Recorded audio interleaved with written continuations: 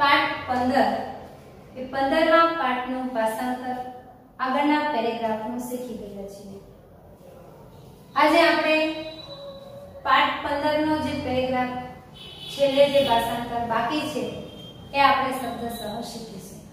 પણ એ પહેલા જે ભાષાંતર આપણે શીખી ગયા છીએ એ એક વખત જોઈ લઈએ।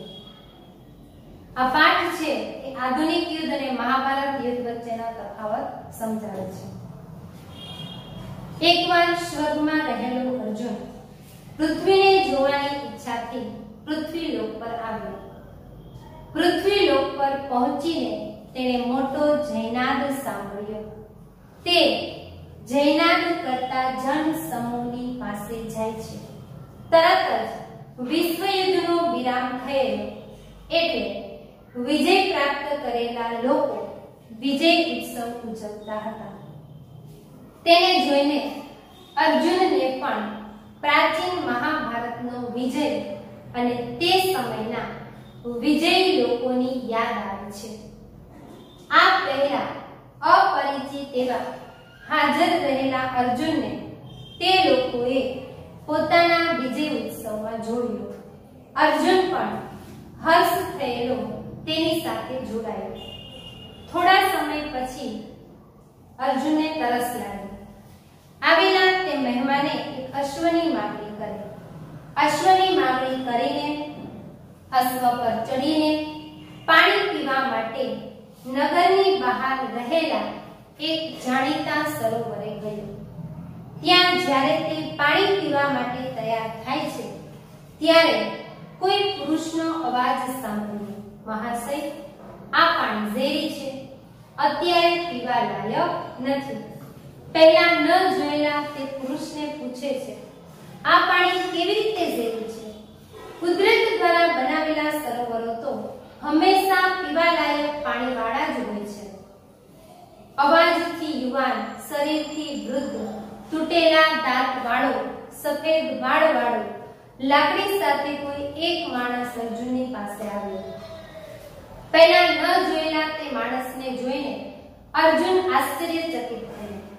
તેને મહાભારત સમયના સ્થૂળ શરીરવાળા અને બળવાન લોકોને યાદ કરી અને એને દુઃખનો પણ અનુભવ કર્યો। આની આવી દશા જોઈ અર્જુને આશ્ચર્ય સાથે પૂછ્યું, કહો ભગવાન, આપ કોણ છો? કેવી રીતે તમારી આવી દશા થઈ? તેણે ઉત્તર આપ્યો, હું આ દેશનો એક સૈનિક છું।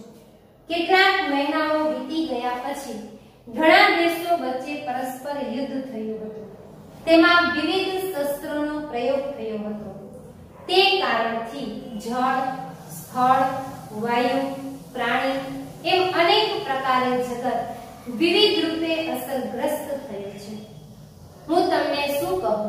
શસ્ત્ર અને અસ્ત્રમાંથી નીકળેલા પ્રદૂષણથી બધી વસ્તુઓ પ્રદૂષિત અને ઝેરી બની ગઈ છે। આ સરોવરનું પાણી પી પીને તો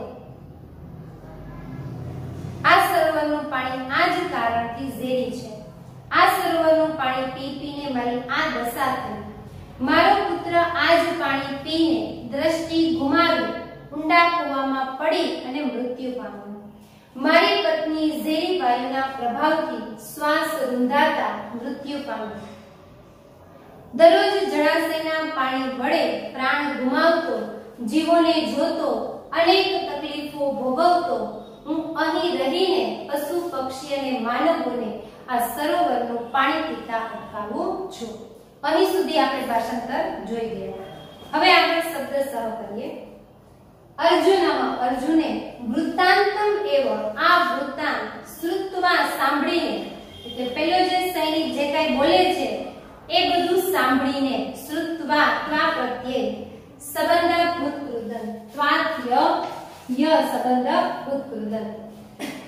અર્જુને આ વૃત્તાંત સાંભળીને પુરાતનૈષ્ય પ્રાચીન મહાભારત અભિધાન, મહાભારત નામના અભિધ, આગળ પણ આપણે કુટનાથ વાળા પાઠની અંદર આવ્યું કુટનાથ અભિદશ્ય, કુટનાથ નામનો, તો ત્યારે આપણે બહુવ્રીહી સમાસ કરતા હતા કે જેનું નામ કુટનાથ છે તે, એમ અહીંયા પણ મહાભારત અભિદશ્ય, અભિધ એટલે નામ, જેનું નામ મહાભારત છે તે, એમાં પણ બહુવ્રીહી સમાસ થશે.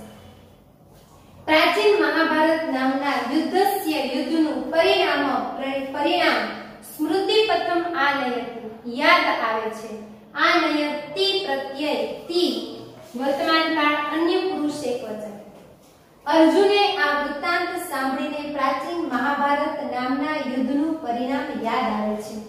સ વિચાર્યતિ તે વિચારે છે કે યત એટલે કે તે વિચારે છે કે તદા ત્યારે બહુનામ ઘણા જનાના માણસોનો સંહાર સંજાત થયો. ત્યારે ઘણા માણસોનો સંહાર થયો. સંજાત તહતા તમતાની તવતાહ કર્મણી ભૂતકૃદન. ત્યારે ઘણા માણસોનો સંહાર થયો. ચ અને તેના પરિવારે શું તેના પરિવારો પર આપદાના આફતો પ્રવર્તિતા આવી પડી. તેના પરિવારો પર આફતો આવી પડી. પ્રવર્તિતા તા પ્રત્યે કર્મણી ભૂતકૃદન. ત્યારે ઘણા માણસોનો સંહાર થયો અને તેના પરિવારો પર આફતો આવી પડી. પરંતુ જળ વાયુ ભૂમિ આકાશ આદયો જળ વાયુ ભૂમિ આકાશ વગેરે આપણે શીખી ગયા સમાસની અંદર કે છેલ્લે રૂપ આદિ ભૂતાની જેવા શબ્દ હોય તો બહુવ્રીહી સમાસ થાય. તો અહીંયા છેલ્લે આદયો એટલે વગેરે ગુજરાતી કરતા વગેરે થવું જોઈએ. આ બહુવ્રીહી સમાસનો શબ્દ છે. પણ જો છેલ્લે આદયો શબ્દ નીકળી જાય અને જળ વાયુ ભૂમિ આકાશાહા એ રીતે પૂછે તો ઇતરેતર દ્વંદ્વ સમાસ થાય. આદયનો શબ્દ ન હોય તો ઇતરેતર દ્વંદ્વ સમાસ થાય. જળ વાયુ ભૂમિ આકાશ, જળ વાયુ ભૂમિ અને આકાશ અને થી છૂટું પડે. અત્યારે ભાષાંતર થશે જળ વાયુ ભૂમિ આકાશ વગેરે મહાભૂતા પંચ મહાભૂતો તથા એવ શુદ્ધાઃ આસન તેવા જ શુદ્ધ હતા. મહાભૂતા કર્મધારય સમાસનો શબ્દ છે અને તેના પરિવારો પર આફતો આવી પડતી. પરંતુ જળ વાયુ ભૂમિ આકાશ વગેરે પંચ મહાભૂતો તેવા જ શુદ્ધ હતા. તે જીવાના જીવોને કૃત્ય એટલે માટે તે જીવોને માટે આ ઉપદ વિભક્તિ પ્રયોગ વળી ખાલી જગ્યામાં પૂછાઈ શકે. આપણે જેમ સહશાર્દમ સાકમ ની સાથે તૃતીય વિભક્તિ હોય. હમણાં જ આ પાઠની અંદર આપણે જોઈ ગયા બહી અવ્યય કે બહીની સાથે પંચમી વિભક્તિ હોય. એમ કૃત્ય અવ્યય છે. કૃત્ય અવ્યયનું ગુજરાતી થાય માટે. કૃત્ય અવ્યયની સાથે ષષ્ઠી વિભક્તિ આવે તો કૃત્ય અવ્યયની આગળનો શબ્દ ષષ્ઠી વિભક્તિમાં હોવો જોઈએ. જો ખાલી જગ્યા પૂછાય તો કૃત્ય અવ્યયની આગળ ષષ્ઠી વિભક્તિનો શબ્દ આવે. જીવા નામ ષષ્ઠી વિભક્તિ બહુવચન છે. રામા નામ પ્રમાણે જીવા નામ તે જીવોને માટે યથાપૂર્વમ પહેલાની જેમ જ યથા પ્રતિ સ જેવા શબ્દ પૂર્વ પદમાં હોય તો અવ્યયી ભાવ સમાસ થાય. પહેલાની જેમ ઉપયોગી એવા ઉપયોગી હતા. તે જીવોને માટે પહેલાની જેમ જ ઉપયોગી હતા. સંપ્રતિ અત્યારે યત અહમ જે હું અત્યારે જે હું પશ્યામી જોઉં છું. અત્યારે જે હું જોઉં છું એટલે અર્જુન જે વિજય ઉત્સવ ઉજવતા હતા એ બધું જોતો હતો. એ અત્યારે જે હું જોઉં છું તત તે અધિકમ વધારે શોચનીય મસ્તી ચિંતાજનક છે. શોચનીય એટલે ચિંતાજનક. કિમ અયમ શું આ અયમ એટલે આ શું આ અધુના અત્યારે પ્રવર્તિત ફેલાયેલો. પ્રવર્તિત હોય એટલે ફેલાયેલો. કર્મણી ભૂતકૃદન છે. તહ શું આ અત્યારે ફેલાયેલો. માનવસ્ય જય માનવોનો જય જે પેલા વિજય ઉત્સવ ઉજવતા હતા એની વાત કરે છે કે શું આ અત્યારે ફેલાયેલો માનવોનો જય વા પરાજય. જય છે કે પરાજય. જય વાનું ગુજરાતી થાય કે અથવા તો અથવા. જય છે કે પરાજય. પાઠનું નામ અહીંયા આવી ગયું જય પરાજયો વા. એવમ આમ સશોક શોક સાથે બહુવ્રીહી સમાસ થશે અથવા તો અવ્યયી ભાવ સમાસ પણ થઈ શકે. પણ એ શબ્દ અર્જુન માટે વપરાય છે એટલે જે શોક સાથે જાય છે તે બહુવ્રીહી સમાસ થાય. આમ શોક સાથે અર્જુન અપિત જલ પાણી પીધા વગર, અપિત જલ એટલે પાણી પીધા વગર જ ગૃહિત ચિંતા લઈને પુનઃ ફરી સ્વર્ગે પ્રત્યાવર્તત પાછો ફર્યો. ગૃહિત ચિંત આ શબ્દ છે એ અર્જુન માટે વપરાય છે. અહીંયા પણ બહુવ્રીહી સમાસ થાય. જે ચિંતા લઈને જાય છે તે એવો કોણ? તો કે અર્જુન. બહુવ્રીહી સમાસ. અર્જુને આ વૃત્તાંત સાંભળીને પ્રાચીન મહાભારત નામના યુદ્ધનું પરિણામ યાદ આવે છે. તે વિચારે છે કે ત્યારે ઘણા લોકોનો સંહાર થતો અને તેના પરિવારો પર આફતો આવી પડતી, પરંતુ જળ, વાયુ, ભૂમિ, આકાશ વગેરે મહાભૂતો તેવા જ શુદ્ધ હતા. તે જીવોને માટે પહેલાની જેમ જ ઉપયોગી હતા. અત્યારે જે હું જોઉં છું તે વધારે ચિંતાજનક છે. શું આ અત્યારે ફેલાયેલો માનવનો જય છે કે પરાજય? આમ શોક સાથે અર્જુન પાણી પીધા વગર ચિંતા લઈને ફરી સ્વર્ગમાં પાછો ફર્યો.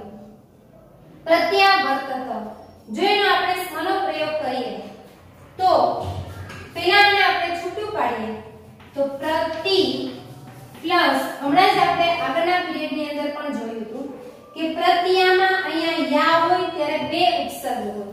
પ્રતિ પ્લસ આ અને પ્લસ અવર્તત. આ વૃદ્ધ ધાતુ છે એ આત્મને પદનો છે, તો અહીંયા ત પ્રત્યય છે એ આત્મને પદનો છે. આપણે યસ્તન ભૂતકાળના આત્મને પદના પ્રત્યય જોઈએ તો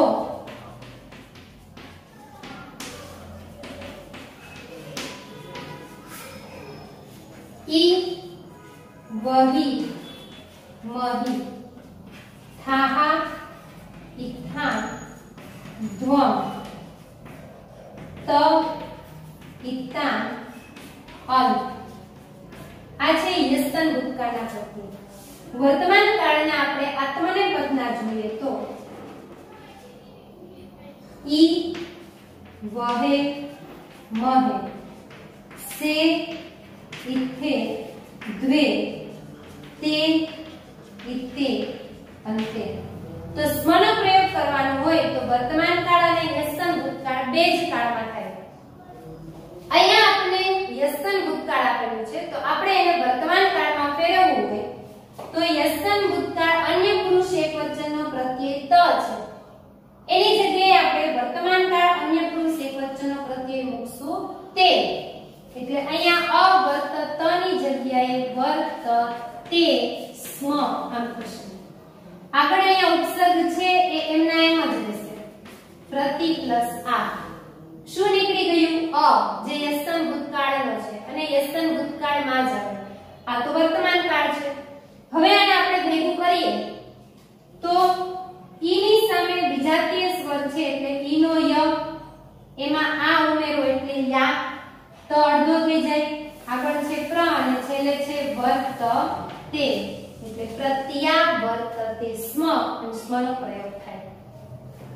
જો તમારે સરળ રીતે યાદ રાખવું હોય તો જ્યારે પ્રત્યા આપેલું હોય, પ્રત્યા આગળ જ્યારે ઉપસર્ગ પ્રત્યા હોય અને તમે સ્મનો પ્રયોગ કરો તો જવાબની અંદર પણ પ્રત્યા આવશે, પ્રશ્નમાં પણ પ્રત્યા રહેશે. પણ તમને આગળ પ્રત્યા નહીં પણ પ્રત્યાવર્તત આમ આપેલું હોય, પ્રત્ય હોય તો યસ્તન ભૂતકાળમાં પ્રત્ય આવે પણ વર્તમાન કાળની અંદર બની જાય પ્રતિ. વર્તમાન કાળમાં શું બની જાય? પ્રતિ. શું કામ? તો કે એમાં યસ્તન ભૂતકાળનો અ હોય નહીં એટલે સંધિનો નિયમ ત્યાં લાગુ પડે નહીં. હજી પણ આપણે આગળના પાઠની અંદર આવા શબ્દો આવશે, એમાં પણ આપણે આગળ પ્રેક્ટિસ કરીશું. હવે એનું આપણે સ્વાધ્યાય જોઈએ. સંસ્કૃતના પ્રશ્ન. અર્જુન કસ્ય સમીપમ ગચ્છતિ? અર્જુન કોની પાસે જાય છે? તો કે જય ઘોષ કારકમ જન સમૂહસ્ય. જયનાદ કરતા જન સમૂહની પાસે જાય છે. સરોવરસ્ય જલમ, સરોવરનું પાણી કીદૃશમ આસીત, કેવું હતું?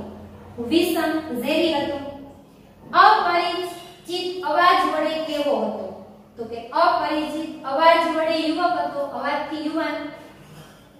બધી વસ્તુઓ કેન પ્રદૂષિતમ, કેના પ્રદૂષણથી ઝેરી બની ગઈ છે?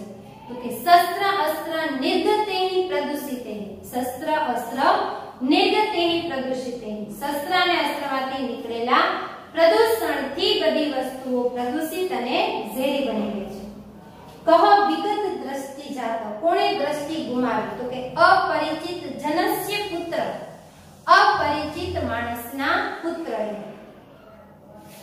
હવે યસ્તન ભૂતકાળના રૂપો આપેલા છે, એને આપણે વર્તમાન કાળના રૂપો આપેલા છે, એને આપણે યસ્તન ભૂતકાળમાં ફેરવવાના છે. આપણે ફેરવવાનું પૂછાતું નથી, પણ યસ્તન ભૂતકાળ ને વર્તમાન કાળ છે એટલે આપણે સ્મના પ્રયોગમાં પણ ઉપયોગી થાય, કારણ કે સ્મનો પ્રયોગ છે બે જ કાળમાં થાય. વર્તમાન કાળ આપેલું હોય તો આપણે યસ્તનમાં ફેરવવાનું થાય, અને યસ્તન ભૂતકાળ આપેલું હોય તો આપણે વર્તમાન કાળમાં ફેરવવાનું થાય. એટલે આપણે આ પ્રશ્ન જોઈ લઈએ.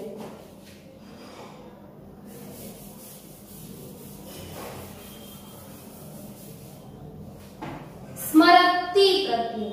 હવે તી છે એ વર્તમાન કાળ અન્ય પુરુષ એકવચનનો છે, તો એની જગ્યાએ આપણે યસ્તન ભૂતકાળ અન્ય પુરુષ એકવચનનો પ્રત્યય મૂકીએ તો હલંત ત આવે, અને યસ્તન ભૂતકાળની નિશાની આગળ અ આવે, એટલે અસ્મરત એમ બને.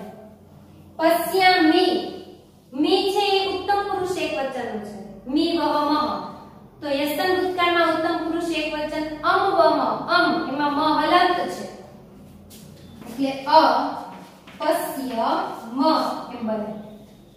વદતિ અન્ય પુરુષ એકવચન, માં યસ્તન ભૂતકાળમાં અન્ય પુરુષ એકવચનમાં આવે હલંત ત, એટલે અવદત.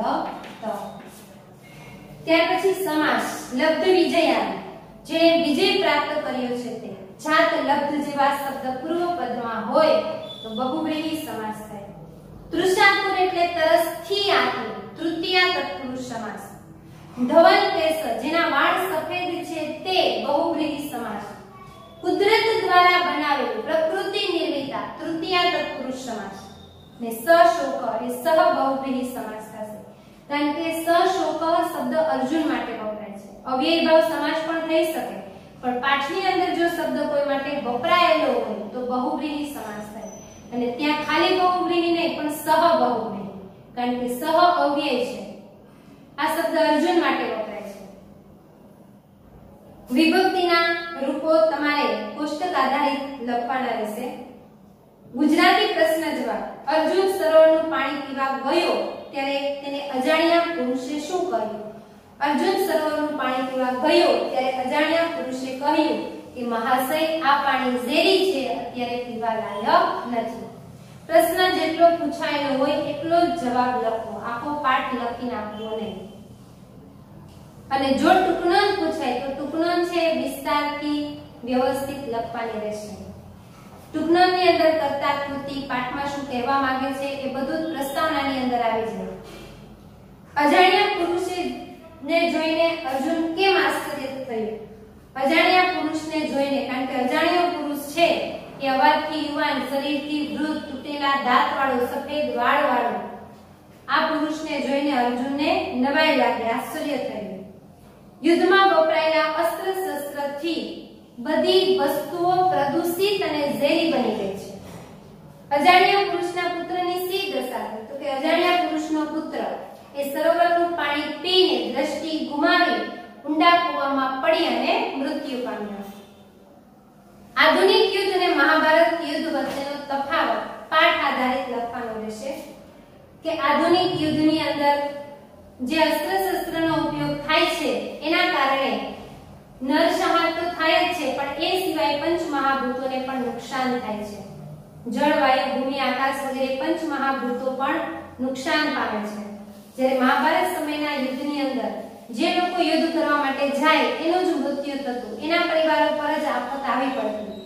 પણ એ સિવાય જે બીજા મનુષ્યો છે, પશુ પક્ષી બીજા છે, તેમજ પંચ મહાભૂતો છે, એ એવા જ સુરક્ષિત રહેતા. જેવા યુદ્ધ પહેલા હોય એવા યુદ્ધ પછી પણ એવા જ રહેતા, અને જીવોને માટે પહેલાની જેમ જ ઉપયોગી રહેતા. આધુનિક યુદ્ધની અંદર પંચ મહાભૂતોને નુકસાન થાય છે, જ્યારે મહાભારતના સમયના યુદ્ધમાં પંચ મહાભૂતોને કોઈ નુકસાન થતું નથી. આધુનિક યુદ્ધ અને મહાભારત યુદ્ધ વચ્ચેનો તફાવત એ ટૂંકનોંધની અંદર પણ પૂછાઈ શકે. વારંવાર ટૂંકનોંધમાં પૂછાયેલું પણ છે અને જે આપણે પાઠની ઉપર પ્રસ્તાવના આપેલી છે પાઠ શરૂ થાય ત્યારે એ પ્રસ્તાવનામાંથી તમારે એક પ્રસ્તાવના બનાવવાની રહેશે કે આ પાઠ છે એ શા માટે લખાયેલો છે એ પ્રસ્તાવના બનાવી અને પછી પાઠ આધારિત તમારે આધુનિક યુદ્ધ અને મહાભારત યુદ્ધ વચ્ચેનો તફાવત લખવાનો થશે જો ટૂંકનોંધ પૂછાય તો જ્યારે પણ એ પ્રશ્ન પૂછાય ત્યારે ટૂંકનોંધની અંદર જ પૂછાય છે પ્રશ્ન જવાબ પૂછાય તો પ્રસ્તાવના લખવાની જરૂર નથી પણ જો ટૂંકનોંધ પૂછાય તો પ્રસ્તાવના લખેલી હોય અને પછી જે પ્રશ્ન આપેલો છે એ વિસ્તારથી લખેલો હોય તો જ એના 2 માર્ક્સ મળે છે પ્રસ્તાવના લખેલી ન હોય પાઠમાં શું કહેવા માંગ્યું છે કર્તાકૃતિ છે પણ લખેલા નથી તો ટૂંકનોંધમાં પૂરા માર્ક્સ મળતા નથી તો વિદ્યાર્થી મિત્રો પાઠ 15 બરાબર શબ્દસ્થ ભાષાંતર સાથે તૈયાર કરી લેવું વ્યાકરણ સાથે અને ટૂંકનોંધ પણ એમાં જે આવતી હોય એ પ્રસ્તાવના બનાવી અને વ્યવસ્થિત તૈયાર કરી લેજો સાથે સાથે લખવાની પણ પ્રેક્ટિસ કરતા જજો કે જેથી કરી અને અક્ષર પણ સરસ થાય સમયસર પેપર પણ તમારું પૂરું થાય તો અહીં આપણો આ 15મો પાઠ પૂરો થાય છે હવે પછીના પીરિયડની અંદર આપણે નવા પાઠ સાથે ફરી મળીશું ઘરે રહેજો સુરક્ષિત રહેજો આવજો